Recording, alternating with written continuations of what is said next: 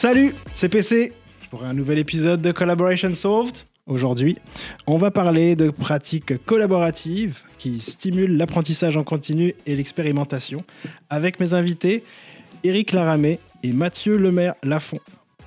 Pour accéder à la boîte à outils des invités du podcast et encore plus de trucs et astuces testés sur le terrain, pas juste en théorie, va faire un tour sur collaborationsolved.com.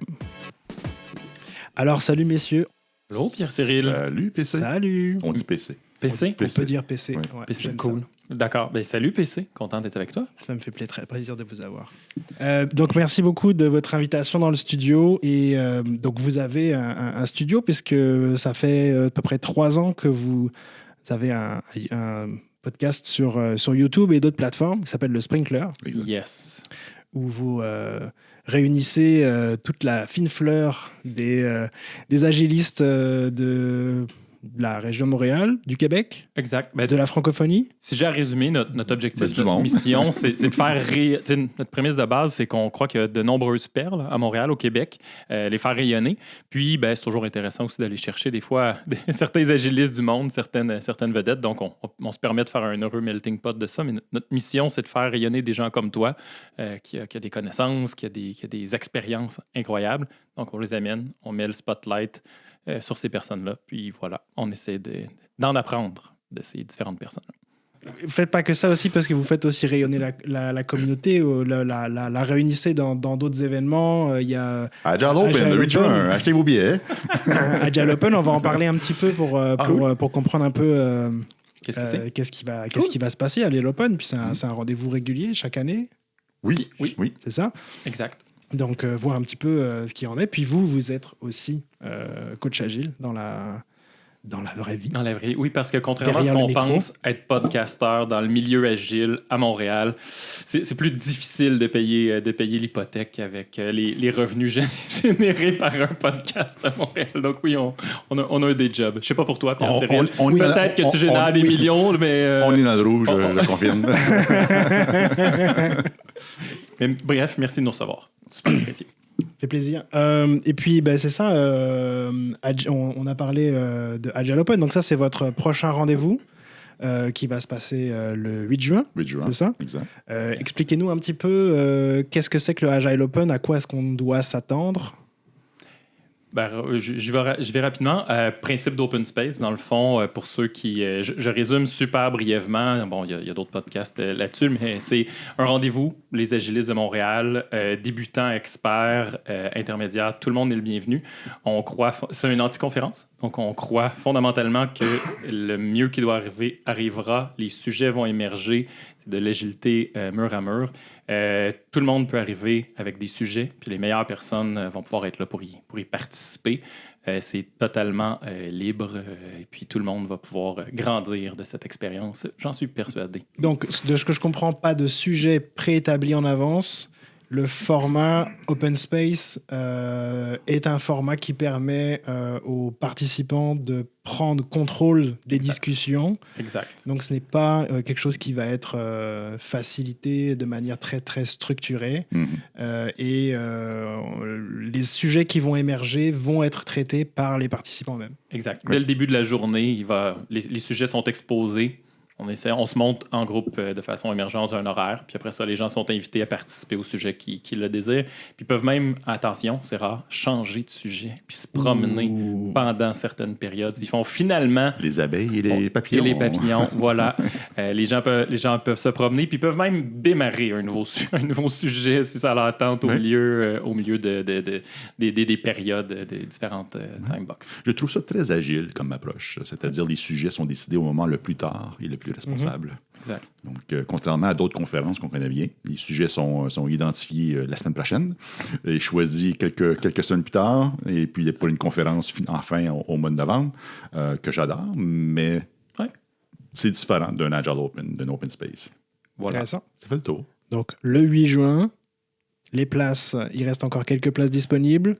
Le lien sera dans la description pour aller chercher... on est habitué de le faire en sous vidéo, donc je fais toujours les signes. Le lien est en bas de la vidéo. Voilà. Voilà. On est en train de faire des signes, si vous les voyez. On est niaiseux pour aller comme chercher ça. vos places. qui reste pour aller donc rencontrer des experts de l'agilité, vous faire de nouveaux amis Exact. et parler de sujets. Amenez votre question et laissez-vous inspirer par les questions qui vont émerger pendant la journée. Exact. Et j'ajouterais peut-être une dernière petite touche. Et vive qu'est-ce qu'un open space, parce que c'est un format qui peut être utilisé en entreprise aussi, là, pour, si on veut, dans certaines, comme mode de facilitation dans une entreprise pour certains événements. Ça peut être intéressant. Donc, si vous n'avez jamais vécu un open space, je pense que c'est intéressant de venir le vivre. Ouais. Alors, j'essaie de faire une espèce de... Je tends une perche grossière à mon... Oh merde, ça s'en vient chez moi, ça. Je la vois à la perche virtuelle s'en venir. Comment puis-je t'aider, Je vais me PC? reculer un petit peu. Je tends une perche. Est-ce que l'open space est une pratique qu'on pourrait qualifier comme étant quelque chose qui... Alors oui, ça aide à collaborer, mais est-ce que c'est quelque chose qui va aider à expérimenter ou à essayer de stimuler l'apprentissage en continu, qui est notre sujet d'aujourd'hui? Ouais, on revient sur le sujet. Mais je pense que oui, ça peut permettre de l'apprentissage en continu, ne serait-ce que aider les gens à vivre une expérience où ils apportent un sujet sans y être complètement préparés, sans avoir tout ficelé ce qu'ils ont besoin de faire, puis être simplement capable d'amener un sujet, arriver avec leur vulnérabilité, arriver avec leur innocence, puis dire... Voilà, j'ai un sujet, j'ai besoin d'aide. Puis faire en sorte que les gens s'auto-organisent. Donc, pour stimuler, on parle de collaboration, stimuler des expériences d'auto-organisation, je pense qu'un format open space, ça s'y prête totalement. Éric, je te vois réagir. Qu'en penses-tu? Ben, c'est ça. L'expérimentation du format open space, c'est ça la grande force, je pense. Surtout que les gens n'ont pas le choix de se mettre dans une posture de responsabilité. C'est pas un animateur, c'est pas un géo, c'est pas une personne qui va contrôler le flow. Tu es toi-même en contrôle du flow. Fait que ça, en soi, c'est une expérimentation, en fait. Ouais. Fait que pour le processus, je dirais absolument. Et que, comme je disais tantôt, de vivre l'expérience après, de l'expérimenter en entreprise par la suite et de voir que personne ne meurt, qu'il n'y a pas une personne devant qui contrôle le flow, c'est une belle chose à voir et à vivre. Je pense que j'ajoute à ce qu'apporte Éric, l'expérimentation pour le facilitateur dans ce cadre-là.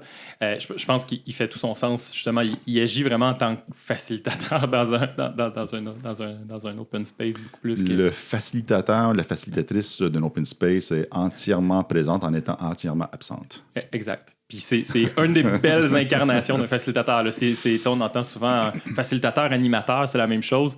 Ben, dans un open space, on voit que non, pas du tout. Ça. Mais vu de l'extérieur, c'est souvent confondu un peu comme rôle, à tort, je crois. Mais je pense que là, ça fait tout son sens. Si vous cherchez une lecture qui est inspirante de Tao of Open Space, c'est merveilleux. Mais j'ai le goût de reprendre au rebond la perche que tu nous as donnée, puis tu as lancé le mot quand même, Éric. Je pense, Pierre-Cyril, tu nous demandes les différents mécanismes, différents outils d'apprentissage dans un contexte collaboratif. On a exprimé, entre autres, l'intention de venir expérimenter l'open space puis de le revivre en entreprise. Puis Éric te dit, hey, c'est très cool là, mais c'est quoi la coula? Je trouve que c'est une perche incroyable. Qu'est-ce que la coula, puis comment on peut l'expliquer? Mais d'abord et avant tout, parlons de communauté de pratique. Voilà. Et puis, pourquoi les clubs de pratique existent? On tente de faire exister des clubs de pratique en entreprise aujourd'hui. Comment dire? Je vais parler pour moi. Personnellement, les clubs de pratique, c'est j'essaie de reproduire le phénomène d'apprentissage que moi j'ai eu en mangeant un hot dog au lunch avec d'autres développeurs. Et là, OK, attends un peu. Je pensais pas que tu t'en allais là du tout, mais là, tu m'intéresses. Par exemple, Hibernate, j'ai appris ça. En jasant au lunch. C'est un peu... Pas d'SQL, hein? C'est quoi cette affaire-là? Donc, c'est... Parce que veux pas, dans le train-train du dev, lorsqu'on est mettons en Scrum puis qu'on veut livrer la marchandise dans le cadre d'un sprint, commencer à expérimenter avec des nouvelles approches, des nouveaux frameworks ou des ORM et compagnie, c'est peut-être pas le temps. Mais quand que Jean-Paul parle de TDD à un lunch chez une compagnie X, puis tu dis... C'est quoi la différence entre Test First et TDD? Puis là, il te l'explique. Je vais l'essayer, voir ce que ça donne. Donc, essentiellement, ce qu'on tente de faire, les clubs de pratique, c'est de reproduire de façon quasi artificielle ces phénomènes d'apprentissage tacite qui existe, puis qui est de pouvoir les mettre en œuvre rapidement après. C'est une des raisons d'être des communautés de pratique. L'autre volet des communautés de pratique, la raison d'être aujourd'hui, je pense, c'est qu'avec la création d'équipes pluridisciplinaires, on est sorti de notre clan. Mm-hmm. Donc, si je suis dans mon ancien clan de testeurs, quand je voyais mon copain à côté de moi tester d'une telle façon avec un nouvel outil, mais il était assis à côté de moi, puis je le voyais, puis j'apprenais là. Ouais. Mais là, on m'a sorti de mon clan, on m'a mis dans une équipe pluridisciplinaire. Avec des devs, des analystes, des BA, plein de patentes de même. Oui, fait que les opportunités de cross-contamination en termes d'apprentissage se font plus difficilement. Donc, je pense que la communauté de pratique permet de retrouver son clan, de partager des pratiques ou autres. On peut ça comme de pratique, mais des fois, on peut aller plus loin que ça. Des retours d'expérience, des apprentissages au sens large. Oui, exactement. Donc, je pense que une deuxième raison de l'existence et de l'importance, je pense, des communautés de pratique dans les organisations, c'est ça, de retrouver son clan et de partager les connaissances qu'on a acquises dans le cadre d'un projet ou lecture à la maison un dimanche après-midi. Ceci dit, Oula, qu'est-ce qui se passe? les coms de pratique que j'observe souvent, c'est le fun. C'est le fun. Mais le côté valeur n'y est pas. Parce que jadis, si on revient à ton idée de départ, tu mangeais ton dog, tu disais hey, c'est cool Hibernate, t'allais chez vous le soir, tu lisais un peu, le lendemain midi, tu lui posais 3 questions, l'autre lendemain midi, tu disais hey, j'ai essayé ça pour le fun, difficulté c'est A, B, C, D. Vous spiniez un petit peu là-dessus. La 3e journée, il faisait du pair programming avec toi. Puis la 5e journée, tu y revenais en disant c'est donc bien merveilleux. Puis il y avait une forme de rétroaction là-dessus. Il y avait du feedback puis un apprentissage mutuel main dans la main. Là. Oui, c'est exactement. Alors, arrive la coula en essayant de formaliser le livrable d'une communauté de pratique. Par exemple, une des raisons pourquoi j'aime bien Scrum, j'aime Kanban, j'aime Scrum, j'aime Scooby-Doo, peu importe l'approche qu'on utilise, mais ce que j'aime bien de Scrum, c'est que chaque activité en Scrum ou chaque événement en Scrum a un livrable clair, net et précis. Compris de tous, avec un working agreement que l'engagement ou le livrable pour un daily Scrum, c'est pas faire du reporting, c'est-à-dire de recevoir du feedback et de faire des demandes d'aide puis voir si on peut collaborer ensemble pour mieux réussir les prochaines 24 heures ensemble. Dans l'objectif d'atteindre l'objectif de semaine. Exact. Même chose pour les reviews, et ainsi de suite. C'est ce que j'aime beaucoup. Donc, c'est un peu d'essayer de reproduire ce phénomène de hey, la gang, on a une com de pratique de Scrum Master, par exemple. Est-ce qu'on se met d'accord qu'on a un livrable? OK, qu'est-ce que tu veux dire, un livrable? Voici. Qu'on fasse une com de pratique en quelques étapes et que dans l'objectif d'enrichir notre coffre à outils puis d'explorer les 6 ou 8 postures que peut avoir un Scrum Master en entreprise. Puis, si tu me permets, sur l'aspect livrable, je pense que tu le soulignes comme ça. Ce qui est intéressant aussi, on ne se cachera pas, une communauté de pratique vue de l'extérieur.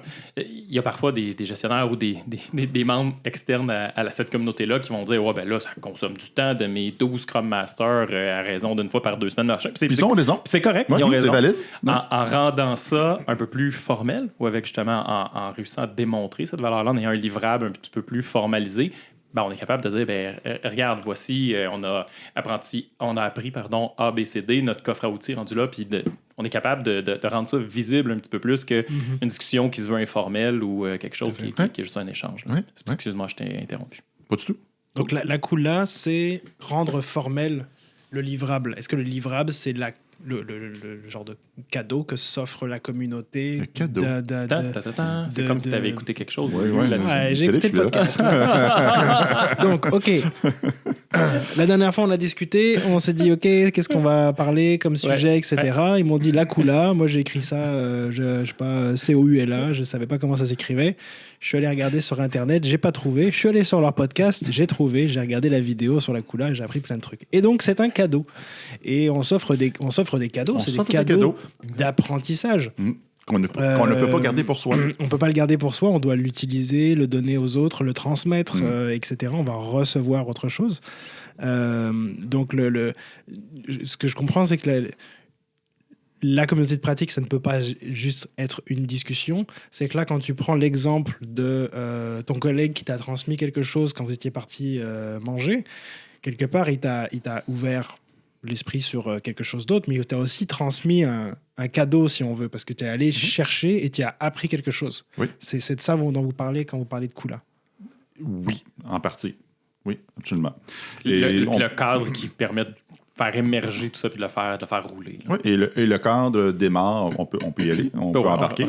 Donc, c'est l'emballage. Donc, un cadeau, habituellement, que lorsqu'on offre un cadeau à quelqu'un, on va l'emballer avant. Et puis, l'emballage d'un sujet qu'on veut partager humblement avec nos collègues.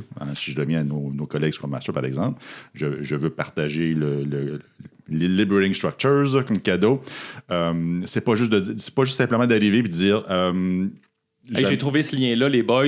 Je lance ça imprimé sur la table, puis c'est tout. Ouais, je veux vous parler de Lib Structures, les One, Two, For All. Non, c'est pas ça. C'est de faire un peu de storytelling. Donc, partager l'histoire de pourquoi j'ai le goût de vous partager ça avec vous aujourd'hui.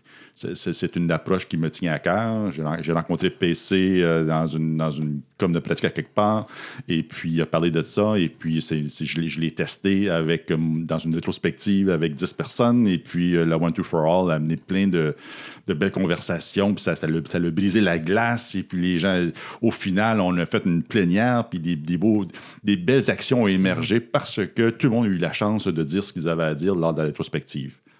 Là, tout le monde dans la salle, comme cool. Attends un peu. ça One, Two, For All, tout seul, c'est correct. Ben, One, Two, For All, enveloppé d'une histoire, c'est comme, attends un peu, dis-moi ça en plus. Qu'est-ce que moi, je peux faire avec ça demain matin avec mon équipe? Ouais. Donc, l'emballage est une étape importante pour présenter ou pour mettre sur la table un sujet à partager avec les autres membres de la communauté de pratique. Donc, ça part de là. Parce que, je sais pas si ça t'est déjà arrivé, PC, t'arrives, tu découvres, ça a l'air qu'aujourd'hui, on va utiliser les Liberating Structures comme exemple, mais tu tombes sur les Liberating Structures, tu t'en vas dans une communauté de pratique de Scrum Master, t'arrives un peu maladroitement, puis là, il y a 4 personnes qui ont une autre patente qui sert à rien, puis là, ben, malheureusement, t'as perdu la moitié de la salle juste parce ça a mal été emballé. Mais si c'est emballé, tu réduis ce mindset dès le départ. Je sais pas pourquoi j'ai cette idée-là qui pop dans la tête, mais je suis pas un super spécialiste de la culture japonaise, là. Mais j'ai cru comprendre qu'au Japon, quand tu fais un cadeau à quelqu'un, l'emballage du cadeau est déjà un cadeau en soi. Donc il y a comme un soin supplémentaire apporté au pliage, au nœud ou je sais pas quoi. Donc tu sais, genre, je sais pas pourquoi j'ai pensé à ça là, mais tu sais, c'est comme tout à fait. Le premier cadeau, c'est de le regarder puis de l'apprécier comme ça. Ouais. T'es pile poil dessus. Oui. Ça fait un beau segue pour la deuxième étape. Qui est c'est moi qui appogne celle-là. Donc PC, tu viens de nous emballer, nous présenter ton cadeau qui est les Liberating Structure. Ben là, on va le déballer. Donc, on va l'ouvrir puis analyser d'un point de vue peut-être un petit peu plus théorique. Qu'est-ce qu'il y a dans le cadeau? Comment il fonctionne? C'est quoi les Liberating Structure? Ah, OK, il y en a 22 de mémoire, je ne me rappelle plus. 33, désolé. Mais bref, il y en a X. OK, cool. Lesquels sont là? On utilise lesquels quand? OK, oui, ça fonctionne comme ça. Ah, le site web, il est là. Donc, on explore ensemble dans un cadre vraiment là, théorique. Là. On regarde ce qui se passe. Et partager nos expériences aussi. Oui, tout à fait. Puis on échange là-dessus. Fait que peut-être qu'Éric va dire, moi, le One, Two, For All... Troika fait pas ça parce que tourner le dos, c'est mal vu dans notre compagnie. Là. Mais bref, c'est le moment d'échanger là-dessus. Puis vraiment, on va continuer sur ton analogie japonaise. T'sais. On déballe délicatement ce cadeau-là en portant attention. OK, cool. Il nous l'a présenté comme ça. On le déballe, on le regarde, puis on commence à apprécier le cadeau. On y va-tu en format ping-pong, Eric? On a de l'air parti comme ça. On l'a déballé, le cadeau. Qu'est-ce qui se passe? Là, on l'explore. Donc, essentiellement, on est comme des enfants qui jouent avec leurs nouveaux jouets dans le salon pendant que les grands sont en train de boire leur vodka dans la cuisine. Des souvenirs de jeunesse. Les réveillons de Noël dans le temps. Puis peut-être pour plugger certaines autres pratiques d'apprentissage, si on peut penser au dojo sur un aspect un peu plus technique, mais la personne qui offre le cadeau pendant cette phase-là peut avoir préparé un dojo de TDD. Là. Voici, j'ai préparé du code qu'on va faire ensemble, etc. On le regarde, on le projette. Je pense que dans les mots importants du Paréric, c'est dans un environnement sécuritaire puis contrôlé. T'sais, on n'est pas en train de descendre la pente de ski en Autriche de façon intense. On est en train de regarder nos skis et d'attacher nos bottes de ski dans le salon chez ma tante Thérèse. Donc, je voulais un petit peu ça, plugger le dojo. Puis la personne qui présente ou qui offre le cadeau, c'est intéressant qu'il ait pris quelques instants. OK, comment qu'on va jouer avec ça? Après ça, peut-être que quand on l'ouvre dans la salle, on ne joue pas pantoute dans le format qu'il avait prévu. Mais lui, il a 2-3 idées comment il pourrait faire vivre ça. Parce que, fait que l'analogie pour moi, là, c'est qu'il a apporté les batteries. Là, il les a dans sa poche en arrière pour les mettre dans le jouet pour qu'on puisse commencer à jouer avec. Parce que juste un jouet qu'on ne peut pas explorer en gang, c'est un peu dommage. Ça crée un effet de pouet. Donc, c'est la 3e étape. Explorer ensemble le merveilleux cadeau qui a été partagé par une ou quelques personnes. C'est pas nécessairement une personne. Cool. J'ai envie de savoir la suite. La prochaine étape est plus... c'est un commitment. Oui, puis il y a la prochaine étape qui est celle de l'approprier. Donc, j'ai reçu un cadeau. Je m'en vais jouer in the wild. Je m'en vais avec. Donc, je me l'approprie. Donc, c'est le moment où je l'utilise. Je vais l'utiliser comment? Je vais le pousser plus loin. Je vais le faire où, quand, comment. Donc, je commence à regarder ça. Puis... à me commettre face à mes pairs. J'ai reçu... Ça devient mon cadeau. Les quatre accords du coaching, il est à moi maintenant. Ouais. Les boys, cool, j'ai 3 sessions de coaching cette semaine. OK, cool. Comment je vais jouer avec ça? Comment je vais me l'approprier? Puis qu'est-ce que je vais faire avec? La semaine prochaine, là, je pense, dans 2 semaines, les boys, je reviens avec mon retour d'expérience. C'est peut-être quelque chose en soi. Puis je le vis pour vrai. T'sais, si je prends un cadeau puis je le laisse sur l'armoire, il vaut rien, ce cadeau-là. Ça brise le principe de base de la Kula. La Kula, une des règles de base de la Kula, c'est qu'on ne peut pas garder le cadeau pour soi. Il faut le redonner à quelqu'un. Puis la façon de le redonner, dans le contexte d'une communauté pratique, c'est de le mettre en œuvre.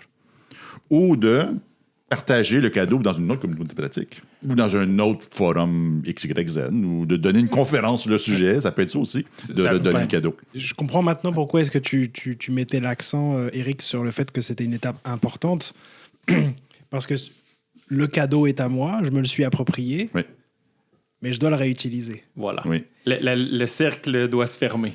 Et si j'en ai rien à foutre du cadeau? J'ai trouvé ça l'expérience cool, mais cet outil... je pense qu'il ne va pas me servir. Là, je brise la Kula dans le cercle que je comprends. Disons que ce qui englobe tout ce qu'on fait, que ce soit la Kula ou autre chose, c'est le GBS, le gros bon sens.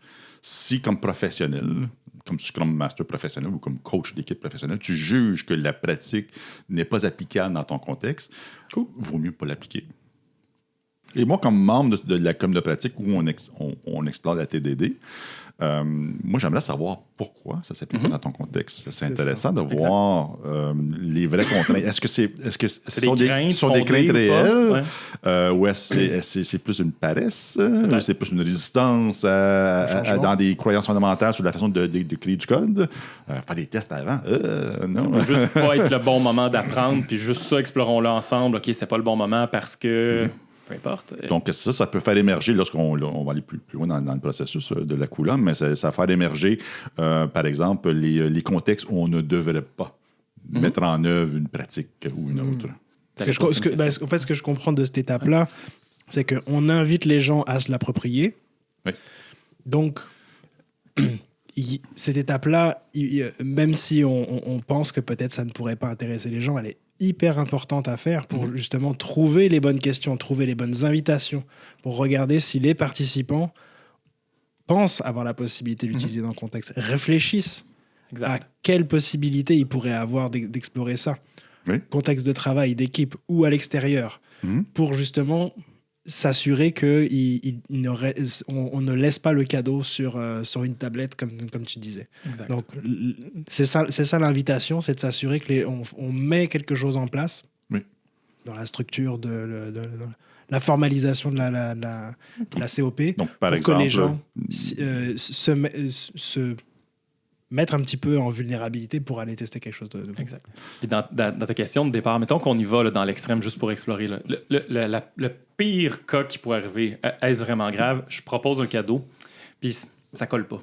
Ça résonne pas chez plusieurs personnes. Ben, c'est correct. Désolé, Mathieu, je le vois pas tout de suite. Mais tu sais, ce cadeau-là, OK, on le laisse sur la tablette. C'est un peu dommage. Peut-être que ma lecture de la situation était moins bonne ou peu importe, mais qui sait, elle a été loguée quelque part, elle fait quand même partie du livrable, puis qui sait, peut-être que dans 6 mois, ce sera le bon moment de ressortir. Ah, finalement, Mathieu était juste pas au bon moment dans son partage de, peu importe, la pratique, tu sais. C'est quoi la prochaine étape? Là, on sort de l'écosystème protégé. Là. On ouvre la porte du meeting. Donc là, on se l'approprie, on sort dans la nature. Là, on se met en danger. Exact. Qui nous amène au dernier point, l'enrichissement. J'ai mis en œuvre le feedback sandwich. J'ai découvert que le feedback wrap de Jürgen Appelo, me semble, ça fait plus de sens dans mon contexte à moi. Donc, c'est de noter ça, de faire un peu de recherche de notre côté, de dire, OK, on explore le feedback sandwich dans la com de pratique, on s'est engagé à le mettre en œuvre, j'ai mis en œuvre, j'ai par ricochet, j'ai appris le feedback wrap ou le feedback ceci ou le feedback cela, et je vais l'emballer. Et là, c'est... Le cercle complet. Le cercle complet. Je reviens à la prochaine com de pratique. Hey, la gang. Feedback sandwich, c'est correct. C'est correct. Mais checkez bien ça, le feedback wrap, là, c'est 3 coches au-dessus. Beaucoup plus complet comme approche.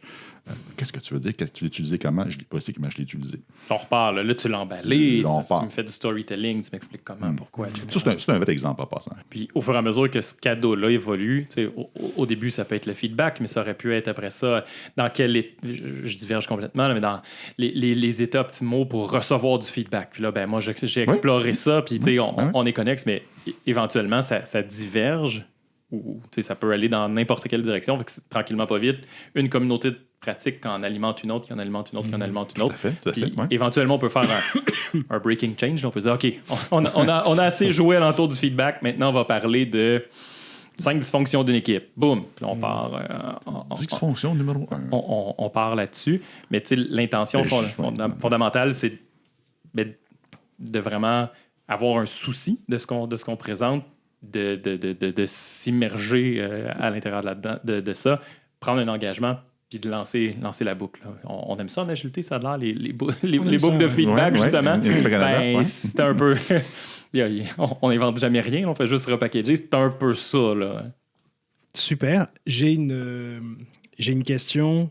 C'est fini, je suis désolé. La réponse est oui. OK, bon, au revoir, on se voit la prochaine fois. On est con égal, mais juste pas avec la même réponse. Vas-y, désolé. Là, on a un super cadre pour s'assurer que une communauté de pratique continue à vivre et à s'apprendre des choses et à s'enrichir. Donc, on ne tombe pas dans une... masturbation intellectuelle.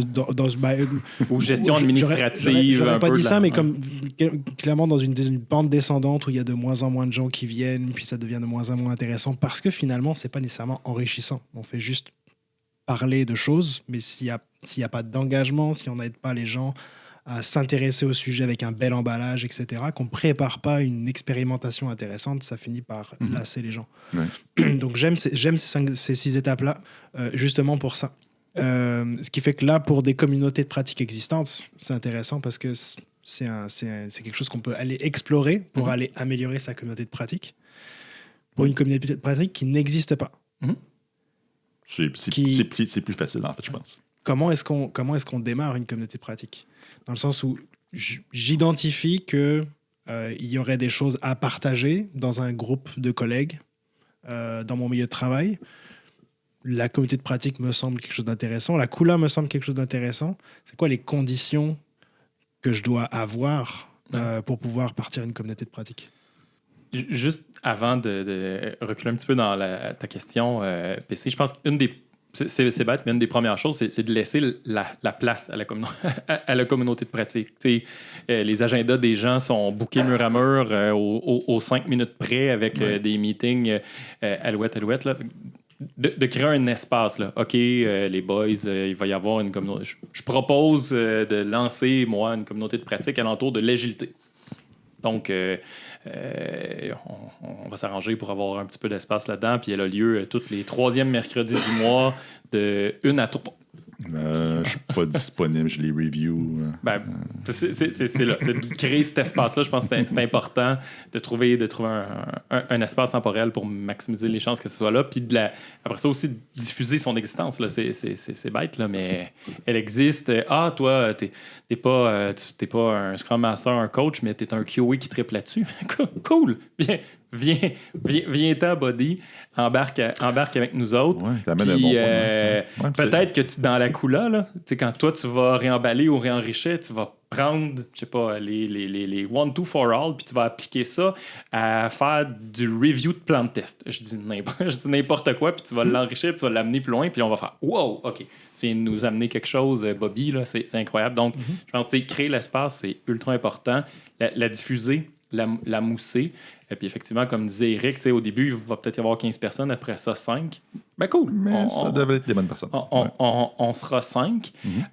Puis, comme autre étape, je pense que c'est quand même de la faire rayonner. Pendant qu'elle vit, ben, ça coûte pas cher de la rendre visible. Faire, hey, on a parlé, voici les 8 derniers cadeaux qu'ils ont eu. Venez, c'est vraiment, c'est ça qui se passe. Les prochains, on va parler de machin truc, etc. Fait que mettre le spotlight un petit peu, là, on aime ça, là, rendre les choses visibles. Ben, je pense que c'est intéressant que ça soit là. Puis la dernière chose que j'aurais le goût de dire, c'est que la communauté de pratique, c'est une communauté, ben, ça ne vit pas juste dans ce meeting-là. Tranquillement, pas vite, ce qu'on est en train de créer dans l'entreprise, c'est une gang de monde qui tripe sur le QA, la gestion de produits, l'agilité, peu importe. Ben, que cette communauté-là vive. OK, cool. Hey, on se met un chat dans un channel dans Slack ou une team à quelque part qui vit dans Team. Puis, hey les gars, je viens de sortir de la rétro que je m'étais pris un engagement de faire ça. J'ai assez hâte de vous en parler. C'est malade ce qui s'est passé. Ben, que cette communauté-là continue à vivre à l'extérieur du meeting du 3e mercredi du mois. Donc, mettons qu'on est dans un milieu de travail de merde. Change de place. Et que je peux pas changer de place parce que je sais pas, moi, je sais pas, T'as pas tes cartes. faut que je nourrisse mes enfants puis j'ai pas le choix, tu sais. Ça arrive. T'as pas ta citoyenneté. Mais j'ai envie de changer les choses. Ouais. Et je pense qu'il y a certaines pratiques, comme par exemple la communauté de pratique, qui pourraient m'aider moi, puis aider mes collègues à peut-être justement se partager des choses, collaborer mieux. Puis je travaille pas dans un milieu qui est encore très ouvert aux expérimentations, qui est encore très ouvert à ce type de pratique-là. C'est très émergent. Il faut commencer quelque part. Exact. S'il y a des gens à convaincre, c'est quoi les avantages pour cette compagnie-là, pour cette entreprise-là, d'avoir des personnes qui montent une communauté de pratique à l'interne? Mais, on revient à enrichir notre boîte à outils puis aiguiser ces outils-là pour qu'ils soient le plus performant possible. Donc, avant de mettre la visibilité sur ce que ça a amené directement comme outcome, là, est-ce que ça nous a permis de livrer plus de fonctionnalités d'affaires, etc. Juste commencer à mettre le spotlight sur voici les outils qu'on a explorés à l'ouest. Ils sont visibles, c'est ouvert, c'est là. Je ne te ferai pas un reporting dessus, mais va le voir. Là, c'est à quelque part dans un Confluence ou quelque chose comme ça. Je pense que ça a déjà beaucoup de valeur. Puis ça descend la pression qu'il peut y avoir, je pense. On t'a démotivé, Eric, en parlant de restrictions alentour de ça et de freins. C'est en effet... Tout le monde ne travaille pas dans un domaine qui est ouvert à ce genre de pratiques-là.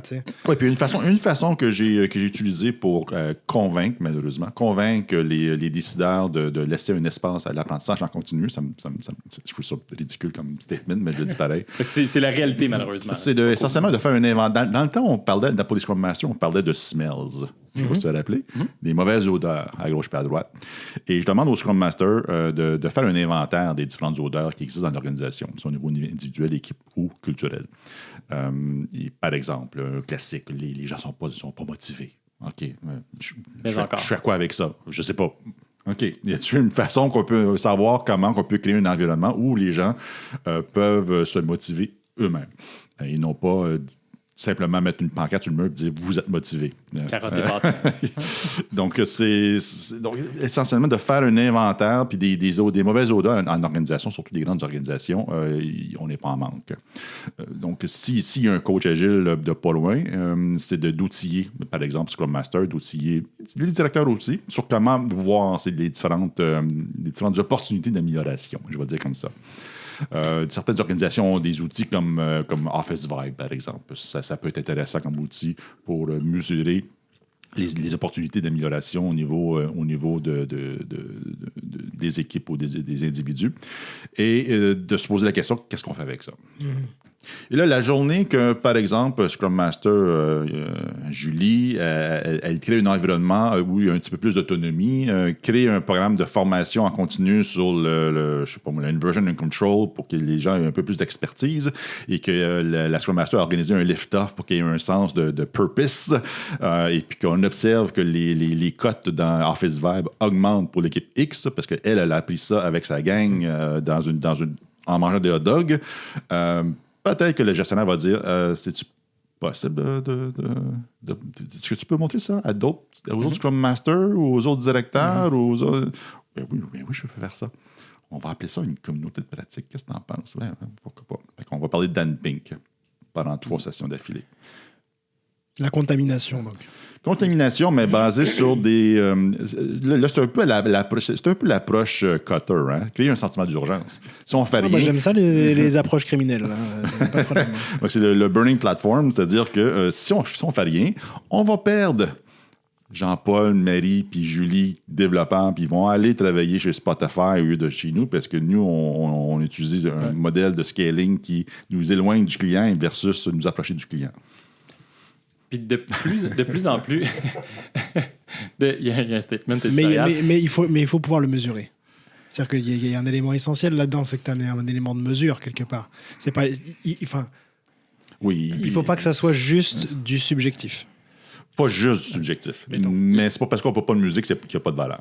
Puis l'aspect du livrable, puis d'y mettre de la valeur, puis d'y mettre le spotlight, je trouve que ça vient compenser. Parce qu'il y a des choses qui sont excessivement difficile à mesurer là. On revient à OK, cool, la personne a appris à faire un lift-off, a fait un lift-off, a des gens plus engagés parce qu'ils ont un sens de purpose. Le mesurable, il est là. Le mesurable, c'est les gens sont démotivés, je ne sais pas quoi faire, versus les gens sont démotivés, voici mon plan de match. Où je voulais m'en aller, c'était pas tant sur le pas mesurable, mais c'est que c'est mesurable peut-être dans 3, 4, 5, 6 mois, parce que c'est du long terme, puis des trucs comme ça, puis ça peut être difficile à rendre visible en disant action, réaction, impact.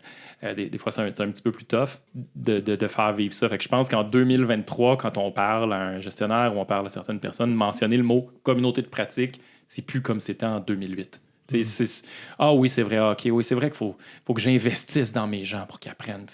Après ça, la question, en tout cas, moi, ce que j'observe, c'est plus, ouais, mais là, on est pressé, on n'a pas le temps, Puis ça joue plus là-dessus, plus que démontrer les bienfaits d'investir dans l'apprentissage des gens. Je trouve que ça change quand même. En tout cas, moi, ce que j'ai vu. Là, je vois toutes sortes de scénarios. Le scénario négatif, c'est oui, ma gang, il y avait des coms de pratique, mais il allait là pour s'amuser pendant 1 heure. Là. Tout à fait. Puis il parlait de Jira pendant 1 heure.